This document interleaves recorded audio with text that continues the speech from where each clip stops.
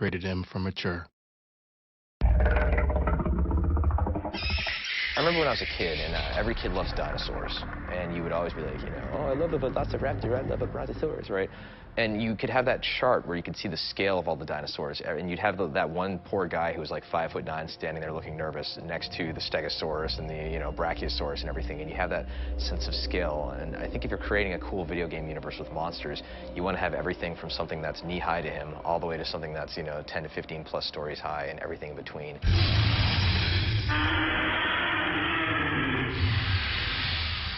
The initial backstory for the locusts was that they were these creatures that came in the night, ghost-like creatures, skeleton, and they would steal children. There's a myth and a legend in the world of Sarah that would scare their children, that creatures come at night, or the boogeyman will get you at night, he'll take the child away if he's not good. Well, you know, over the history of the planet, that's been happening. You know, they've been taking children and stuff, and so what was a real event has become that sort of mythos of legend of, oh, the boogeyman's going to get you. In Gears 2, we're going underground, and it was an opportunity to bring in some of these newer baddies, right? One of the key changes that we have this time around, which actually affected how we balance the game, is the fact that the locusts have a lot more hit reactions.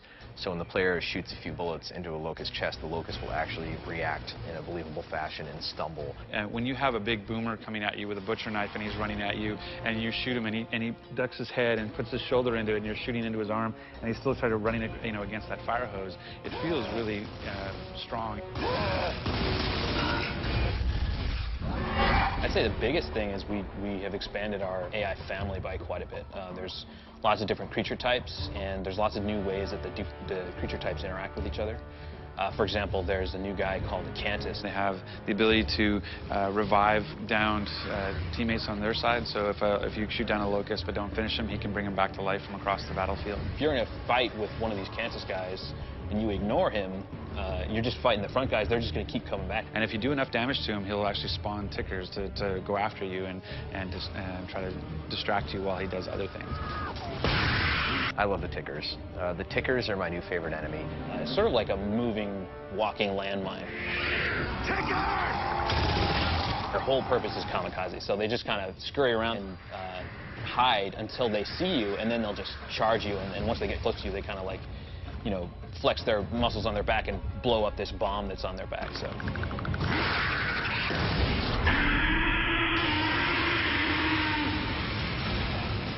Pwnage. Giant monster with guns.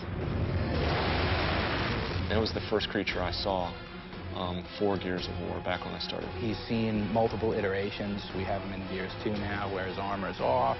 We've got versions with his armor on. He's got weapons. He doesn't have weapons. Talk about iconic creatures. You know, the Pwnage is the epitome of every Gears of War creature there is. You know, everything else is derived from him. Blood mounts are really cool. One of the most difficult creatures that you'll encounter in the single-player game. He's crazy, like they kind of walk on their hands, and they've got these crazy weapon feet.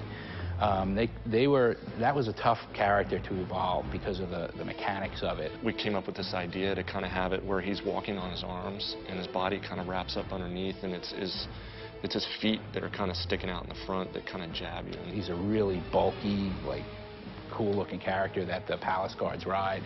And when he gets close to you, he's deadly. He's just, the melee attack is insane, and he just kicks at you with these sharp claws on his feet. And one of the cool things is you can shoot their helmet, and that'll get them all pissed off, and they'll actually rip their helmet off and then charge at you and stuff. So you can actually slow them down if you shoot them in the face, which what doesn't actually slow down if you shoot them in the face anyway. Palace guards are specific to the Locust Palace.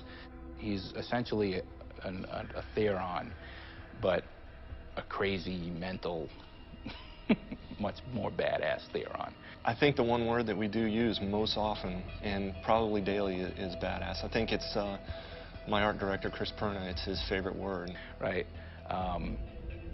So he's got this crazy, shiny armor and stuff. He's highly visible, but he's highly deadly. Scourge is the new big bad, as we like to call them, in Gears 2, and he's the Locust higher-up, kind of high priest kind of character. The Locust ultimately control a lot of the denizens of the Hollow by using things like pheromones as well as certain verbal abilities. And the Contests are the class of locust that use this, and he's essentially the leader of that caste. And he's incredibly agile, and he wields a burst pistol as well as a double-ended chainsaw staff, which is very useful for doling out a lot of pain. Scourge is our ROM 2.0, although he's badder than ROM. I'd say Scourge probably lays awake at night thinking about ways to hack people apart and separate them and eviscerate them. Scourge would eat ROM for breakfast, basically. Yeah. I think if you were to compare ROM to Scourge and use cars as an example, I think ROM would be the Humvee, whereas Scourge would be the Ducati bicycle. It's a steak versus foie gras. It's flip-flops versus boots. I can keep going.